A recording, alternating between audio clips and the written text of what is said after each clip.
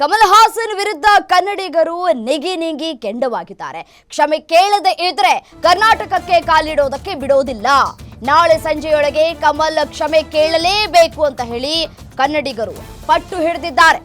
ಇಲ್ಲದೆ ಇದ್ರೆ ಕರ್ನಾಟಕದಲ್ಲಿ ಕಮಲ್ ಸಿನಿಮಾ ಬ್ಯಾನ್ ಮಾಡಲಾಗುತ್ತೆ. ಕಮಲ್ ಹಾಸನ್ಗೆ ಕನ್ನಡಿಗರಿಂದ ಡೆಡ್ಲೈನ್ ಅನ್ನ ಕೂಡ ಕೊಡಲಾಗಿದೆ.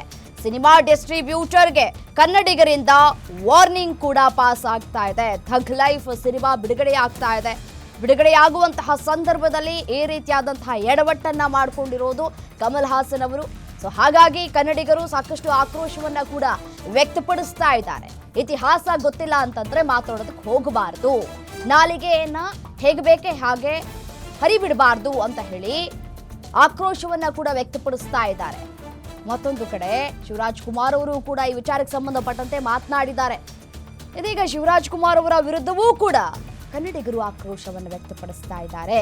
ಶಿವಣ್ಣ ಅವರೇ, ನಿಮ್ಮಿಂದ ನಾವು ಇದನ್ನ ನಿರೀಕ್ಷೆ ಮಾಡಿರಲಿಲ್ಲ.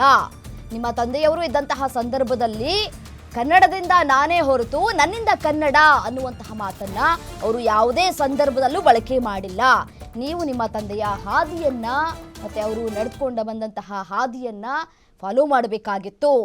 ನೀವು ಒಬ್ರು ಕೂಡ ಕಮಲ್ ಹಾಸನ್ ಅವರ ಅಭಿಮಾನಿ, ಒಪ್ಕೊಳ್ಳೋಣ. ಬಟ್ ಆದರೆ ಕನ್ನಡ ಅನ್ನುವಂತಹ ವಿಚಾರ ಬಂದಂತಹ ಸಂದರ್ಭದಲ್ಲಿ ನೀವು ಕೂಡ ಇದನ್ನ ಖಂಡಿಸಬೇಕಾಗಿತ್ತು ಅನ್ನುವಂತಹ ಮಾತುಗಳು ಮತ್ತೆ ಆಕ್ರೋಶಗಳು ಕೂಡ ವ್ಯಕ್ತವಾಗ್ತಾ ಇರುವಂಥದ್ದು.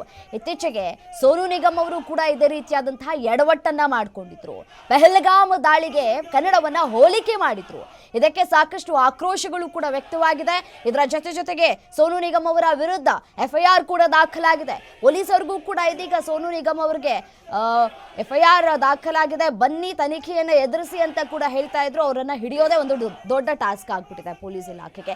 ಅದೇ ರೀತಿಯಾಗಿ ಇದೀಗ ಕಮಲ್ ಹಾಸನ್ ಹಿರಿಯ ನಟ, ಇತಿಹಾಸ ಗೊತ್ತಿದ್ರೂ ಕೂಡ ಈ ರೀತಿಯಾದಂತಹ ಮಾತಾಡಿದ್ರ ಅಥವಾ ಇತಿಹಾಸವನ್ನೇ ಅರಿಯದೆ ಈ ರೀತಿಯಾದಂತಹ ಹೇಳಿಕೆಯನ್ನ ಕೊಟ್ರ? ಮತ್ತೆ ಉದ್ದಟತನದ ಮಾತು. ಮತ್ತೊಂದು ಕಾರ್ಯಕ್ರಮದಲ್ಲಿ ನಾನು ಕ್ಷಮೆ ಕೇಳೋದಿಲ್ಲ, ನನ್ನ ಮಾತಿಗೆ ನಾನು ಬದ್ಧ ಅನ್ನುವಂತಹ ಮಾತುಗಳನ್ನ ಕಮಲ್ ಹಾಸನ್ ಮಾಡಿದ್ದಾರೆ. ಸೊ ಹಾಗಾಗಿ ಇದೀಗ ಆಕ್ರೋಶಗಳು ಕೂಡ ಹೆಚ್ಚಾಗ್ತಾ ಇದೆ. ಕನ್ನಡಿಗರು ತಮ್ಮ ಆಕ್ರೋಶವನ್ನು ವ್ಯಕ್ತಪಡಿಸ್ತಾ ಇದ್ದಾರೆ. ನಾಳೆ ಸಂಜೆಯವರೆಗೆ ನಿಮಗೆ ಡೆಡ್ಲೈನ್ ಅನ್ನ ಕೊಡ್ತೀವಿ, ಅಷ್ಟರಲ್ಲಿ ನೀವು ಕನ್ನಡಿಗರನ್ನ ಕ್ಷಮೆ ಕೇಳಬೇಕು. ಕನ್ನಡಿಗರ ಬಳಿ ಕ್ಷಮೆ ಕೇಳಿಲ್ಲ ಅಂತಂದ್ರೆ ನಾವು ನಿಮ್ಮ ಸಿನಿಮಾವನ್ನ ಸಪೋರ್ಟ್ ಮಾಡೋದಿಲ್ಲ, ಮತ್ತೆ ಬಿಡುಗಡೆ ಮಾಡೋದಕ್ಕೆ ನಾವು ಅನುವನ್ನ ಮಾಡಿಕೊಡೋದಿಲ್ಲ. ಅದು ಏನೇ ಆದರೂ ಸರಿಯೇ, ನಮ್ಮ ಕನ್ನಡದ ಅಸ್ಮಿತೆಯ ವಿಚಾರ ಇದು. ಕನ್ನಡ ವಿಚಾರಕ್ಕೆ ಬಂತಂದ್ರೆ ನಮಗೆ ಕನ್ನಡವೇ ಮೊದಲು. ನೀವು ನಾಯಕರಿರ್ಬೋದು, ಹಿರಿಯ ನಟರೇ ಇರಬಹುದು, ರಾಜಕೀಯದಲ್ಲಿ ಗುರುತಿಸಿಕೊಂಡಿರುವಂತಹ ವ್ಯಕ್ತಿ, ನಿಮ್ಮ ತಮಿಳುನಾಡಿಗರನ್ನ ಮೆಚ್ಚಿಸೋದಕ್ಕೆ ನೀವು ಕನ್ನಡಕ್ಕೆ ಅವಮಾನ ಮಾಡಿದ್ದೀರಲ್ಲ, ಇದನ್ನ ಯಾರೂ ಕೂಡ ಮೆಚ್ಚುವಂತಹ ಮಾತುಗಳಲ್ಲ. ನಿಮ್ಮ ತಮಿಳಿನ ಬಗ್ಗೆ ನೀವು ಏನಾದರೂ ಮಾತಾಡ್ಕೊಳ್ಳಿ, ನಾವು ಆ ಒಂದು ಮಾತಿಗೆ ಮಧ್ಯಪ್ರವೇಶ ಮಾಡೋದಿಲ್ಲ. ಬಟ್ ಆದರೆ ನೀವು ಕನ್ನಡವನ್ನ ಅವಮಾನ ಮಾಡಿದ್ದೀರಿ, ನಿಮ್ಮ ತಮಿಳು ಭಾಷೆಯಿಂದಲೇ ಕನ್ನಡ ಭಾಷೆ ಉದ್ಭವ ಆಯಿತು ಅನ್ನುವಂತಹ ಮಾತುಗಳನ್ನು ಆಡಿದ್ದೀರಲ್ಲ, ಅದನ್ನು ಕ್ಷಮಿಸುವ ಮಾತೇ ಇಲ್ಲ. ನೀವು ಕನ್ನಡಿಗರ ಬಳಿ ಕ್ಷಮೆಯಾಚಿಸಬೇಕು. ಅಲ್ಲಿಯವರೆಗೂ ಕೂಡ ನಿಮ್ಮ ಥಗ್ ಲೈಫ್ ಸಿನಿಮಾವನ್ನು ಬಿಡುಗಡೆ ಮಾಡುವಂತಹ ಮಾತೇ ಇಲ್ಲ ಅಂತ ಹೇಳಿ ಕನ್ನಡಿಗರು ಆಕ್ರೋಶವನ್ನು ವ್ಯಕ್ತಪಡಿಸ್ತಾ ಇದ್ದಾರೆ.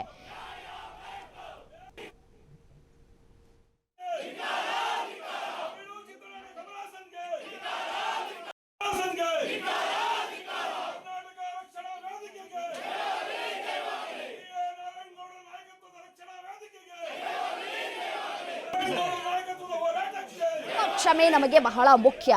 ಪ್ರತಿ ಬಾರಿಯೂ ಕೂಡ ಕನ್ನಡಕ್ಕೆ ಅವಮಾನಗಳು ಆದಂತಹ ಸಂದರ್ಭದಲ್ಲಿ ಒಂದು ಕ್ಷಮೆ ಕೇಳ್ಬಿಟ್ಟು ಕೈ ತೊಳ್ಕೊಂಡ್ಬಿಡ್ತೀರಿ. ಪ್ರತಿಯೊಬ್ಬರೂ ಕೂಡ ಇದೇ ರೀತಿಯಾಗಿ, ಒಬ್ಬ ಹಾಡುಗಾರನೂ ಕೂಡ ಇದೇ ರೀತಿಯಾಗಿ ಮಾಡಿದ್ರು. ಮೊದಲು ಪಹಲ್ಗಾಮ್ಗೆ ಹೋಲಿಕೆ ಮಾಡಿದ್ರು ಕನ್ನಡವನ್ನ. ಅದಾದ ನಂತರವೂ ಕೂಡ ಸೋಷಿಯಲ್ ಮೀಡಿಯಾದಲ್ಲಿ ಒಂದು ವಿಡಿಯೋವನ್ನ ಕೂಡ ಹರಿಬಿಟ್ರು. ಈ ರೀತಿ ಮಾತಾಡಿದ್ರು, ಆ ರೀತಿಯಾಗಿತ್ತು ಟೋನು. ಸೊ ಹಾಗಾಗಿ ನಾನು ಹೋಲಿಕೆ ಮಾಡಿದ್ರೆ ಅಂತ ಹೇಳಿ ಅದಕ್ಕೆ ಸಮಂಜಸ ಬೇರೆ ಕೊಟ್ಟರು.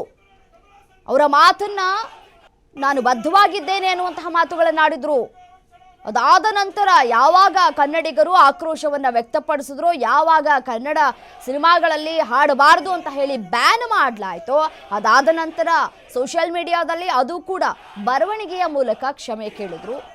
ಬಟ್ ಆದರೆ ವಿಡಿಯೋ ಯಾವುದೇ ರೀತಿಯಾದಂತಹ ಬಿಡುಗಡೆಗಳು ಮಾಡಲಿಲ್ಲ. ಸೊ ಹಾಗಾಗಿ ಇದೀಗ ಕಮಲ್ ಹಾಸನ್ ಅವರ ವಿರುದ್ಧ ಆಕ್ರೋಶಗಳು ಹೆಚ್ಚಾಗ್ತಾ ಇದೆ.